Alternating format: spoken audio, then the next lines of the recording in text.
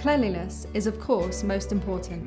Start by cleaning your hands with the antiseptic towelettes provided and cover any cuts or scratches with the waterproof dressing and thoroughly clean the instrument. It is not uncommon for people having their ears pierced to be a little apprehensive, so help them to relax by carrying out the ear piercing quickly and calmly. Examine the earlobes for any sign of skin disorder and pierce only if the area of the skin looks normal and healthy. Gently feel the earlobe between your finger and thumb to ensure the earlobe tissue is free from hard lumps or warts, so having checked the ears, you can proceed. Thoroughly cleanse the back and front of the earlobes with the antiseptic towelette provided. Allow a few seconds for the solution to dry. Now mark each earlobe using the surgical marker pen provided for a precise stud location and follow the natural line of the ear.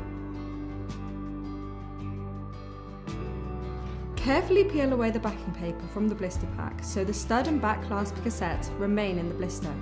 Remove the cassette from the plastic mount, making sure you do not touch the pre-sterilised stud or back clasp. Now you are ready to load the instrument.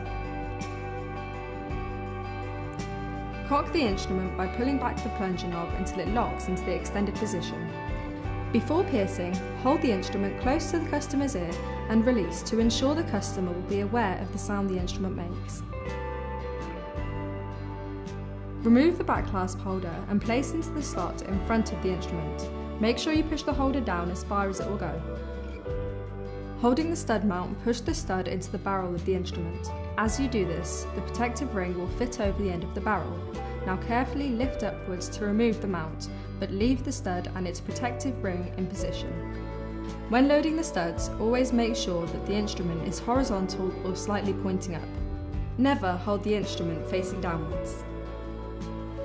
Place the instrument so the earlobe is between the back clasp and the stud, and move the instrument, keeping it horizontal until the point of the stud is aligned with the mark on the lobe. Gently squeeze the trigger until it comes to a stop. Now ensure that the stud point and the mark and the lobe are still aligned. If not, release the trigger and reposition. Allow the earlobe to retain its natural position, and don't pull it out of shape.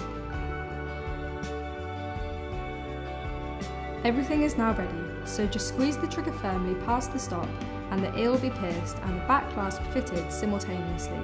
Release the trigger and move the instrument down from the lobe to fully release the stud. Invert instrument and cock ready for next piercing. The protective ring will be automatically ejected for disposal. Now insert the next stud and protective ring, repeating step 7.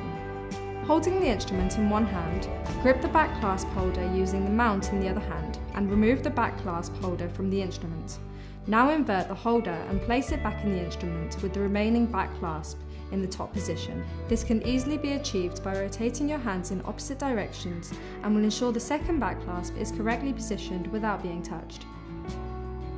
Now pierce the second ear, repeating the steps 8 and 9. Finally, invert the instrument, eject the protective ring, then remove the empty back clasp holder using the mount as before.